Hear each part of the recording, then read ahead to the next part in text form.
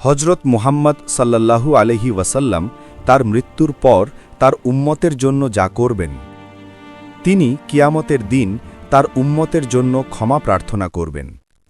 মানুষ যখন কষ্ট পাবে তখন তিনি আল্লাহকে বিচার শুরু করার জন্য অনুরোধ করবেন। তিনি কবিরা পাপীদের শাস্তি থেকে রক্ষা করার জন্য আল্লাহর কাছে অনুরোধ করবেন। তিনি ছোট কিন্তু আন্তরিক বিশ্বাসীদের সাহায্য করবেন। তিনি শাস্তিপ্রাপ্তদের কষ্ট কমাতে আল্লাহর কাছে প্রার্থনা করবেন। তিনি প্রথমে তার উম্মতের জন্য জান্নাতের দরজা খুলে দেবেন। তিনি জান্নাতে মুমিনদের মর্যাদা বৃদ্ধি করতে সাহায্য করবেন। আমাদের জন্য তার প্রার্থনা শেষ দিন পর্যন্ত জীবিত থাকবে। তিনি তার উম্মতকে তাদের উজ্জ্বল অজুর অঙ্গপ্রত্যঙ্গ দিয়ে স্বাগত জানাবেন।